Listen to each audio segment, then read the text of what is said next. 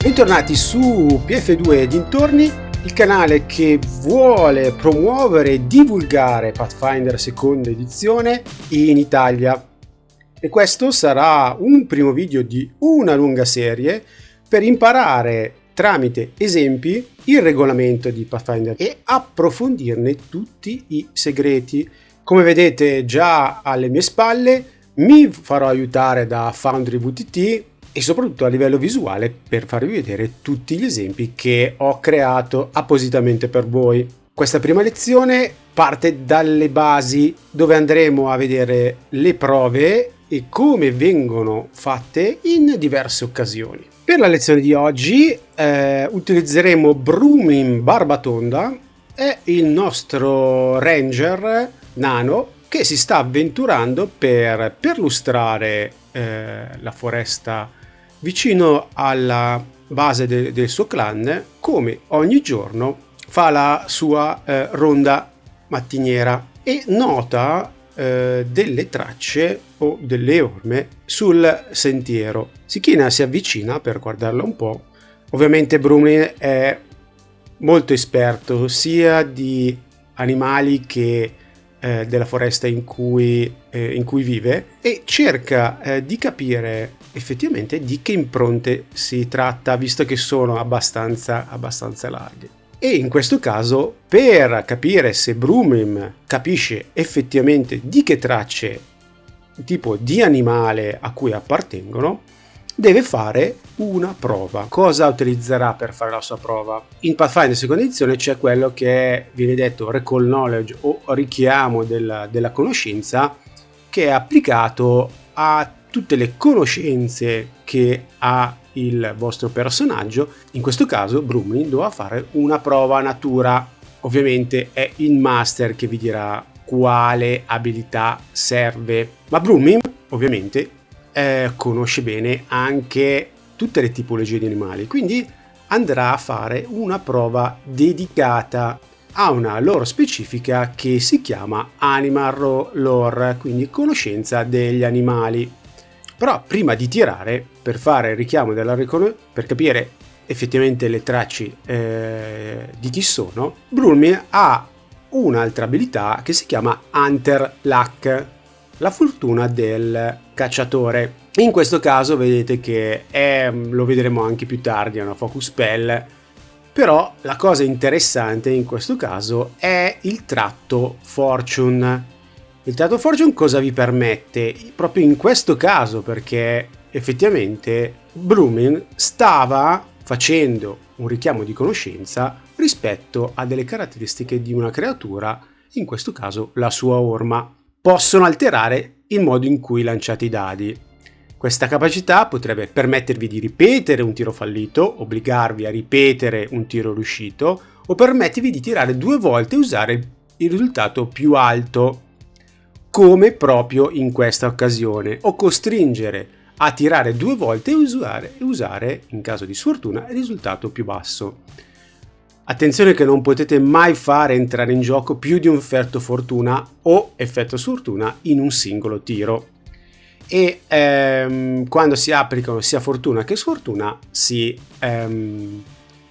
annullano. Quindi in questo caso, ricapitolando, tiriamo sulle abilità di Animal Roar. Vedete che qua mi propone, poi andremo a vedere più in dettaglio quali sono i bonus all'interno che vengono considerati all'interno del tiro. La cosa importante qui è che prendiamo il più alto, tiriamo, abbiamo fatto 22, ovviamente questo risultato vedete che viene anche inserita la fortuna. Questo risultato va confrontato con una classe difficoltà che viene data dal master. Poi anche questo vedremo quel numeretto che viene dato, cosa significa e come viene calcolato dal master, anche per dare a voi un minimo di accortezza quando fate i tiri su cosa state tirando e per quale motivo. In questo caso la difficoltà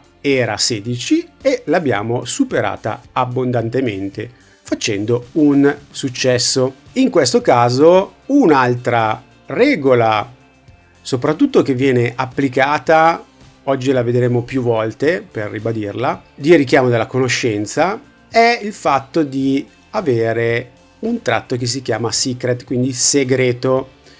Cosa vuol dire? Vuol dire che Brulin tirerà il dado, ma non vedrà il risultato del dado, lo vedrà unicamente il master. Ovviamente, se siete al tavolo, il master tira il dado di nascosto, sono i cosiddetti tiri nascosti. Perché questo? Perché effettivamente Brulin non è sicuro al 100% che quello che si ricorda sia completamente la verità.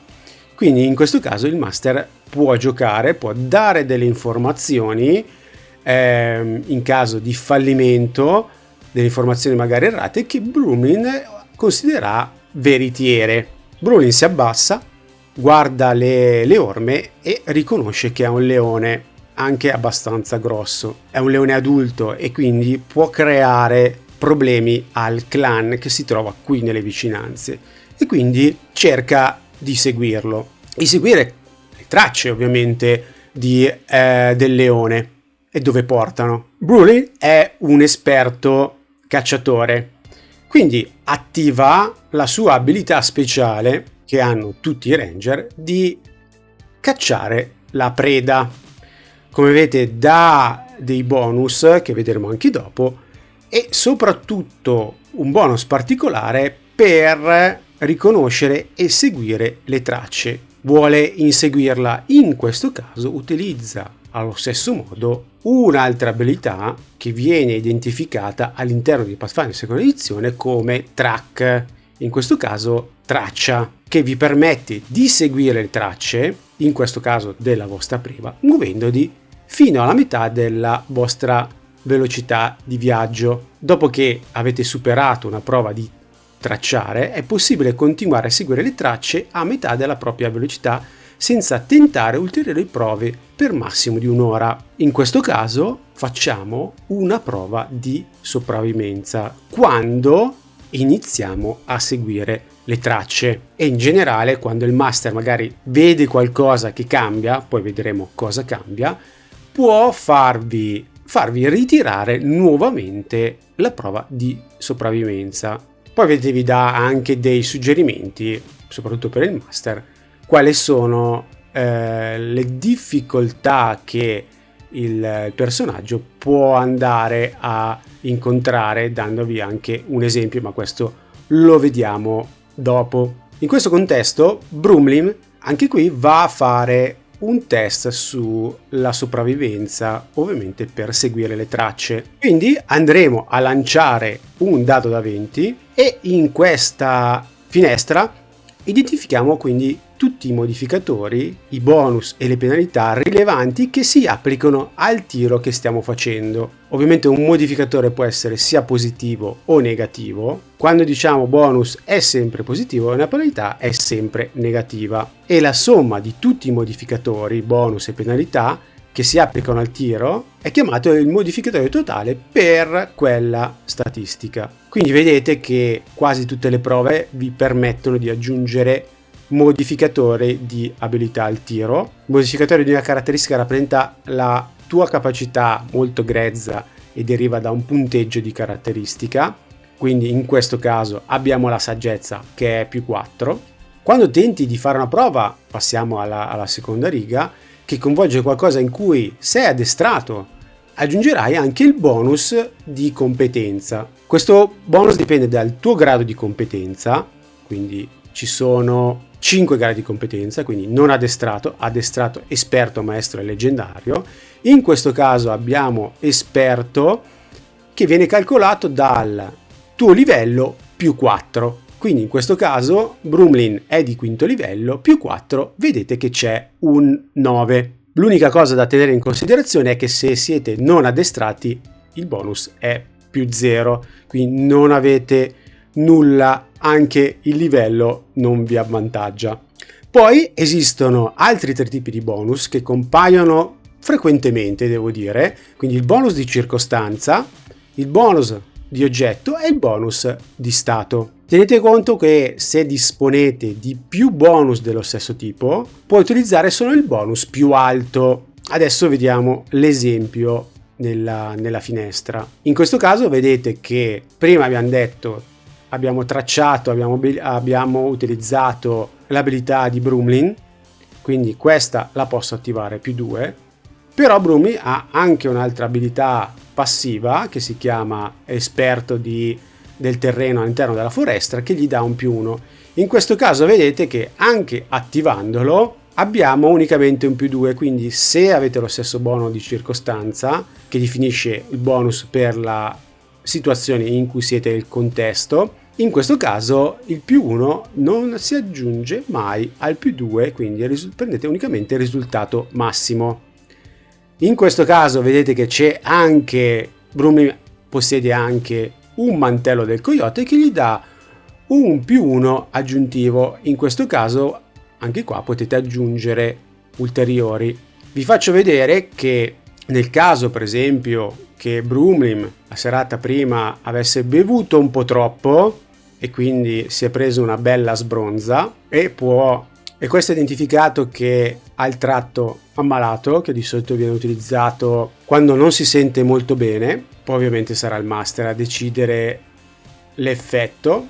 In questo caso ci fa gioco, lo vedremo subito, perché facendo un altro tiro su sopravvivenza vedete che abbiamo aggiunto Signed 1, quindi lo status, e abbiamo un -1, e in questo caso avete visto tutti i modificatori sia bonus che penalità che possono essere applicati al tiro. Andiamo a tirare, facciamo un 29. In questo caso il Game Master ha messo una classe di difficoltà di 19, anche perché le tracce sono fresche, il tempo è un po' umido e quindi l'impronta si vede abbastanza bene, quindi per Brumlin è abbastanza semplice seguire dal suo tiro le tracce. Essendo un 19 ha fatto 29. In questo caso vedete che abbiamo 4 tipi di risultati, non solo il successo e il fallimento, ma ci sarà anche il successo critico, quando una prova il suo risultato raggiunge o supera la classe di difficoltà di 10, che è il nostro caso.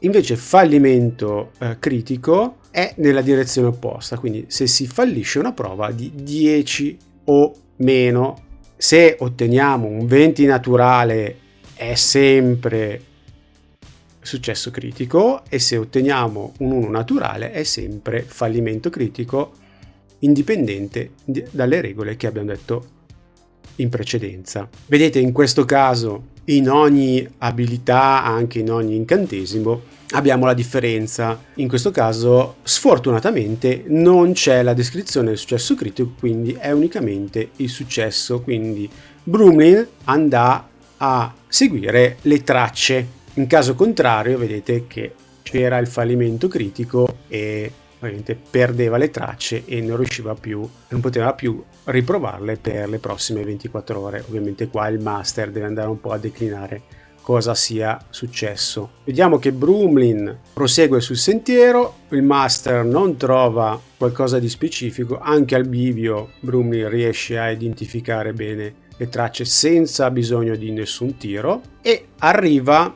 in un punto in cui il master decide che il leone che sta inseguendo Brumlin potrebbe aver preso una direzione diversa. Quindi dove sarà andato il leone? Sarà passato sopra l'albero? Sarà andato verso sinistra oppure si sarà immerso nel torrente per attraversarlo a nuoto? Adesso andiamo a vedere un po' come viene calcolata la classe di difficoltà dal Game Master. A meno che non stiate utilizzando una avventura prefatta, la classe di difficoltà di solito non è predefinita, dipende molto dalle situazioni, e ovviamente all'interno dei vari manuali viene dato, diciamo, 3 tipologie di calcolo. Una è quella che si chiama classe di difficoltà semplice, quindi impostarla rapidamente è selezionare all'interno della tabella che vi sto facendo vedere, quella che si chiama Simply DC, stimando qual è il grado di competenza che corrisponde meglio al compito che è stato assegnato. Se è qualcosa in cui praticamente chiunque avrebbe una discreta possibilità usa la CD non addestrata. Nel caso precedente era che magari aveva appena piovuto e il leone appena passato sul terreno diciamo duro ha lasciato delle impronte che tutti possono seguire, quindi questo è un esempio, e così via a scalare della complessità del compito. Per esempio un qualcosa che deve essere a una difficoltà esperto alla portata di Brumlim era ricercare queste tracce all'interno di un prato, per esempio, dove è difficile andare a cercare passo per passo e magari è da un po' che non ha piovuto, e quindi pian piano il master può complicare la situazione a suo piacimento. Questo dipende molto dal contesto. Poi c'è la DC basate sul livello, quindi quando la C dell'abilità base è qualcosa che ha un livello, per esempio, questa soprattutto viene utilizzata per gli incantesimi, classe di difficoltà base per un PG di quinto livello. Come vedete, di quinto livello la classe di difficoltà base è quella 20, e da lì capire se rispetto al personaggio è più complicata per lui o meno complicata, oppure anche dal punto di vista opposto, quindi quanto magari per una trappola può essere complicata a essere disabilitata, per esempio, e quindi darla, se non è già dato, per livello. In questo caso c'è anche un suggerimento che sono gli aggiustamenti rispetto al livello o, come avete visto prima, sulla classe difficoltà semplice. Un'altra possibilità, l'ultima, l'avete vista che ho utilizzato all'inizio per far sì che Brumlim riconoscesse con un recall knowledge, quindi un richiamo di conoscenza, il leone. In questo caso il master in generale gli dà questa classe di difficoltà data dal leone come baseline sul tiro su natura. In questo caso Brumlim aveva una loro specifica che riconosce molto bene gli animali, e in questo caso abbiamo dato una classe di difficoltà di 16.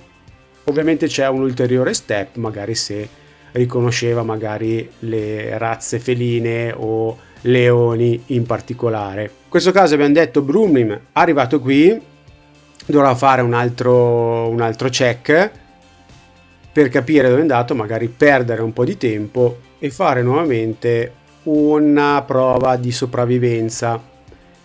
In questo caso la CD la definiamo per esempio per una classe esperto, e magari è un po' più difficile del solito perché deve andare a capire se è entrato nell'acqua o no, quindi la facciamo di 22, ma ovviamente questa è una cosa che deciderà il Game Master a discrezione. Sta tracciando ancora, tiriamo, fa 30, quindi riesce a seguirlo e capisce che effettivamente ha visto magari dei rami spezzati e attraversa facilmente il tronco. Anche qui in generale il Game Master potrebbe dirvi che il tronco è molto sottile, cedevole, e quindi può farvi fare una prova di bilanciamento per restare e non cadere all'interno del torrente. Ovviamente Brumlim può anche decidere,